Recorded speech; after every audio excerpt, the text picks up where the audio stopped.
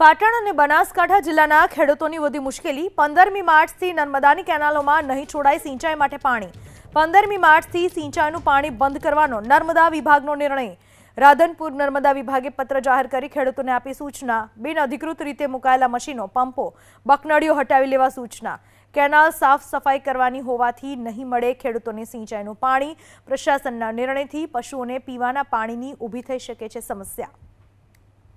રાધનપુર નર્મદા વિભાગે એક પત્ર જાહેર કરીને ખેડૂતોને સૂચના આપી છે 15મી માર્ચથી નર્મદાનું પાણી કેનાલ મારફતે નહીં મળે કેનાલની સાફ સફાઈ કરવાની હોવાથી કેનાલમાં પાણી બંધ કરાશે નર્મદા વિભાગે આ નિર્ણય લીધો છે રાધનપુર નર્મદા વિભાગે પત્ર જાહેર કરી ખેડૂતોને સૂચના આપી અને સાથે જ બિનઅધિકૃત રીતે મુકાયેલા મશીનો પંપો બકનડીઓ હટાવી લેવાની સૂચના કેનાલ સાફ સફાઈ કરવાની હોવાથી નહીં મળે ખેડૂતોને સિંચાઈનું પાણી પ્રશાસનના નિર્ણયથી પશુઓને પીવાના પાણીની સમસ્યા ઊભી થઈ શકે છે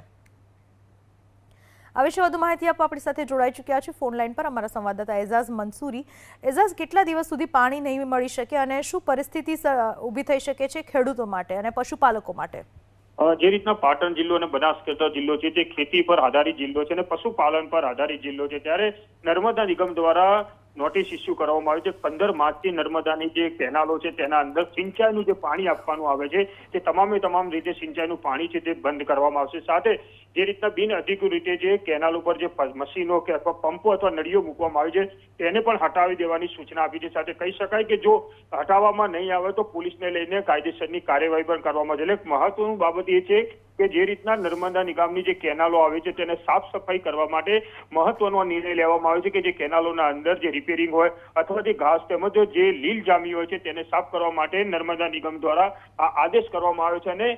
જાહેરાત પણ આપવામાં આવી છે સાથે નોટિસ પણ ઇસ્યુ કરવામાં આવી છે કે 15 માર્ચથી જે તમામ નર્મદાની રાધનપુર સહિતની વિસ્તાર તેમજ બનાસકાંઠામાંથી પસાર થતી જે કેનાલો છે તે તમામ કેનાલોનું પાણી બંધ રહેશે સાથે કહી શકાય કે જ્યાં સુધી કેનાલોની સાફ સફાઈ તેમજ રિપેરિંગનું કામ નહીં થાય ત્યાં સુધી તમામ કેનાલો અંદર પાણી છોડવામાં નહીં આવે સાથે કહી શકાય કે જો આ વિસ્તારના અંદર પશુપાલન ધારક વિસ્તાર છે જો પાણી લાંબા સમય સુધી છોડવામાં નહીં આવે ત્યાં પશુઓને પણ પાણીની પીવાની સમસ્યાઓ પણ ઊભી થઈ શકે છે જી આભાર આપનો તમામ માહિતી બદલ